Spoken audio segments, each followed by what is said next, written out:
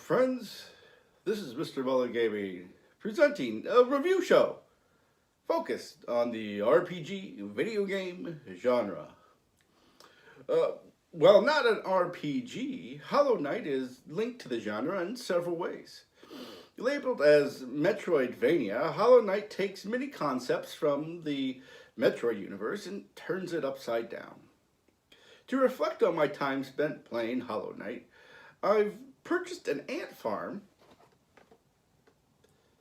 However, when preparing the farm, I dropped the container with the ants and suffered numerous stings and bites as a result. The more I talk, the more I'm not feeling too well. Very lethargic and fatigued. However, as a professional investigative gaming journalist, I must continue with this review. But maybe after I get a few minutes of rest. Yes, Hollow Knight. Let's check it out.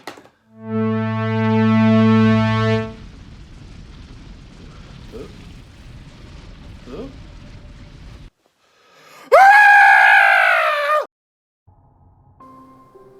Hollow Knight was created and published by independent developer Team Cherry. In the game, players control a nameless insectoid warrior who set out to explore a fallen kingdom plagued by an infection. Inspired by classics such as Metroid, Zelda 2, and Mega Man X, Hollow Knight introduces players to the Hollownest, which has a mysterious past. This vast network of tunnels and areas is riddled with hostile enemies. Skills and abilities are acquired, helping players progress to new sections. Boss battles are intense, numerous, and at times absurdly difficult. Partially funded by a Kickstarter campaign, Hollow Knight was originally released on PC in early 2017, then brought to Switch, PlayStation 4, and Xbox One in 2018. A special shout out to friend and subscriber Josh Prince. Josh purchased my copy of Hollow Knight for the Nintendo Switch and inspired me to do this review. Please help me.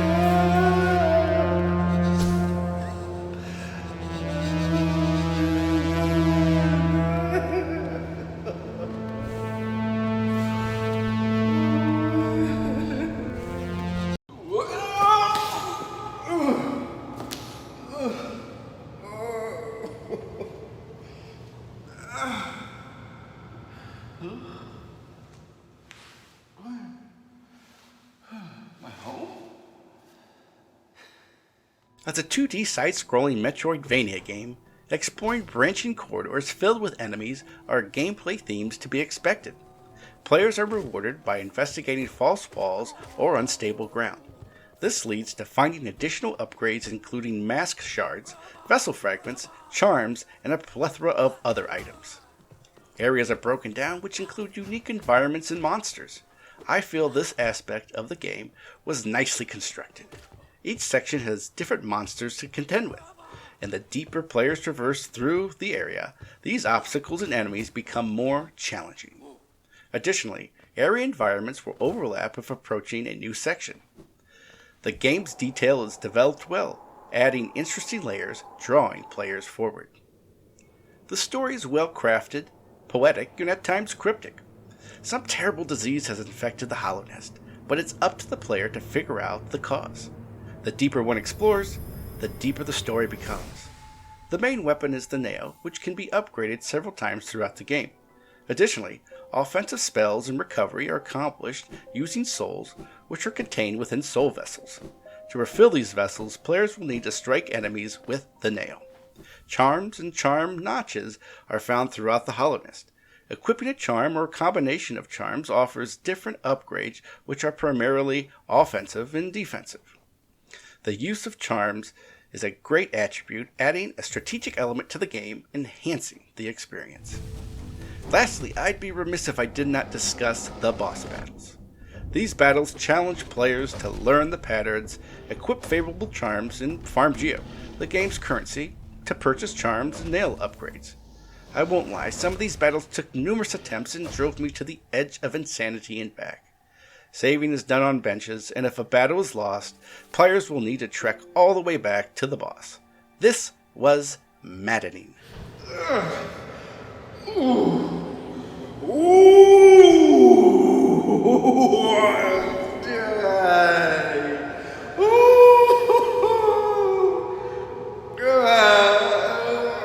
My overall impressions of Hollow Knight are complicated.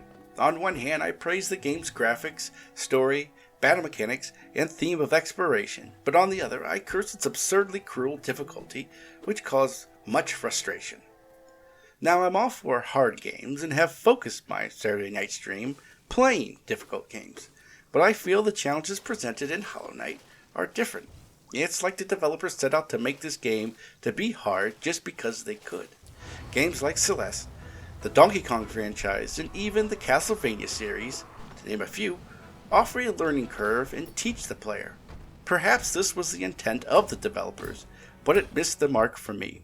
You could say good, Mr. Mullet, get good, and I would agree with you, but several boss fights took me way too long to beat, extending my playtime to well over 56 hours. There are many elements associated with this game which make it fantastic. The first being the artwork. I absolutely love the character and setting design.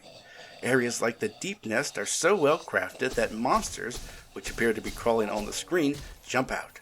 This not only made my skin crawl, but was frightening the first time it happened. The game's sense of exploration is addictive and captivating. There were times where I was just about to stop playing but found a new area, pressed on, and found myself playing well into the wee hours of the morning.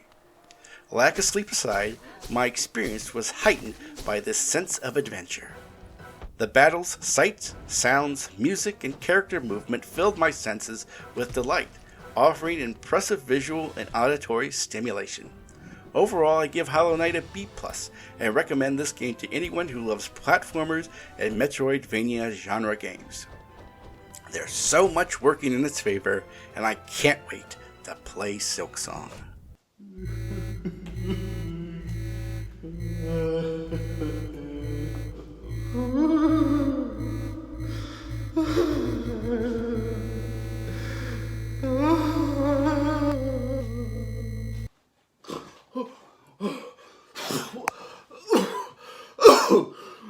Keep grinding!